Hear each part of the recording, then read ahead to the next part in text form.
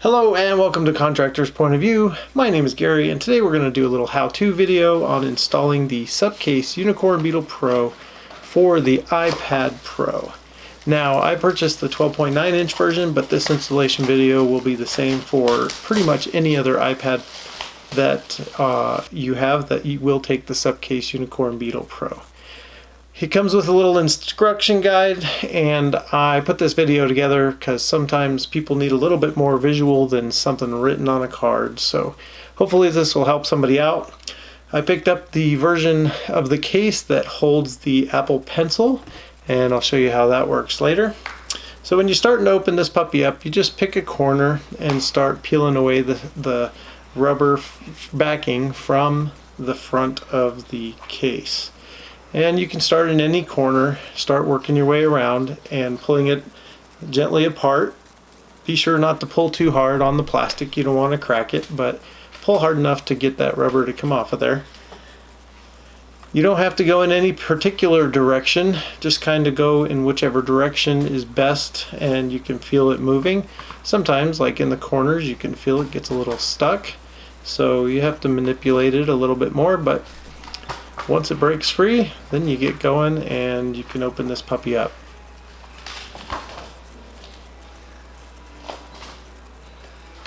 Remove the styrofoam and look at that. That's all brand new, nice and shiny. Love it.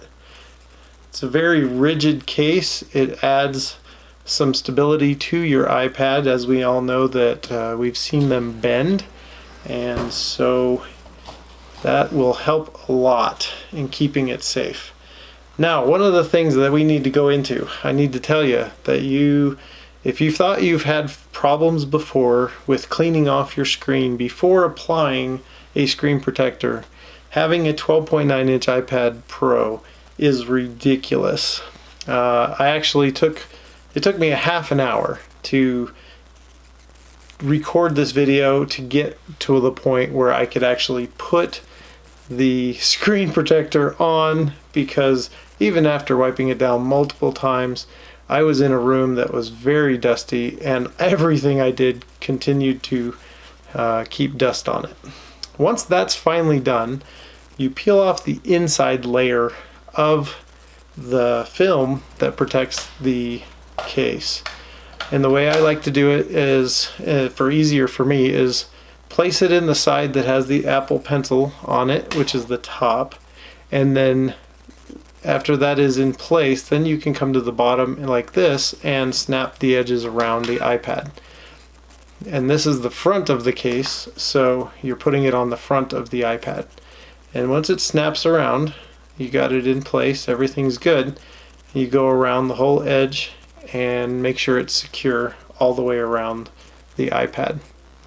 And like I said, I like having the bottom edge in first, the top edge in first. That is where also the volume and volume up and down buttons are. Then you lay it in either end. I chose to put it in camera end first into the backing of the Supcase, and then you work yourself around the edge to get it snapped into place. And you don't want to force it, you don't want to pull on it too hard. It is a very snug fit, so you'll find that as you're pulling it around, you'll have to give it some little extra juice to make it so that it can reach where you want it to.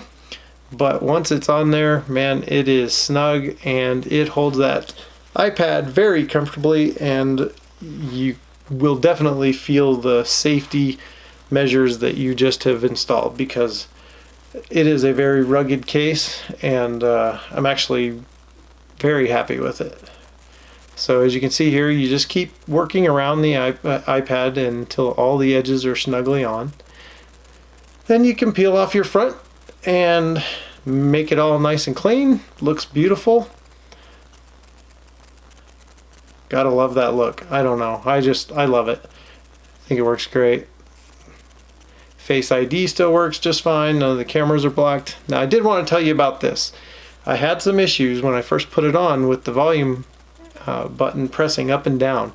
without me touching it. As you can see here, I would press it and it would just go in one direction without me moving, and it was not making the right contact. So what you want to do there is pull it off there in the corner, make sure nothing got stuck under there or put on sideways.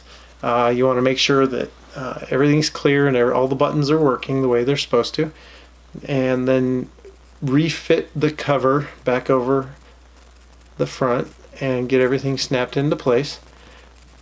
And then as you get that, you'll notice and you'll be able to test. See, it's still doing it. So still had to get some adjustment on there.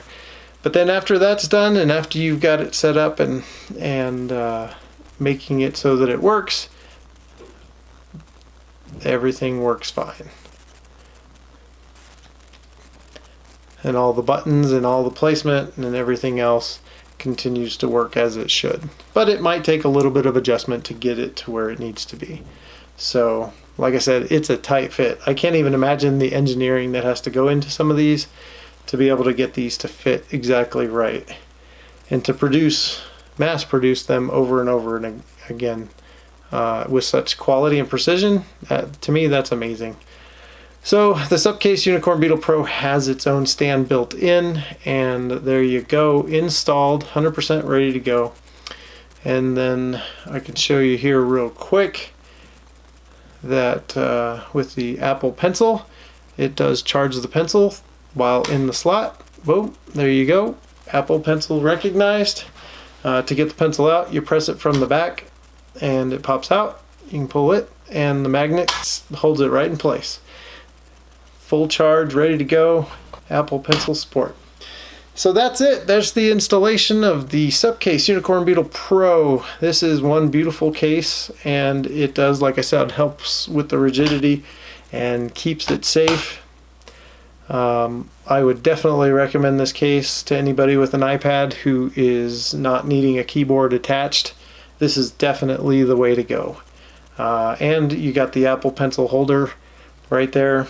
So anyway, guys, thanks for watching. Hope this video was helpful.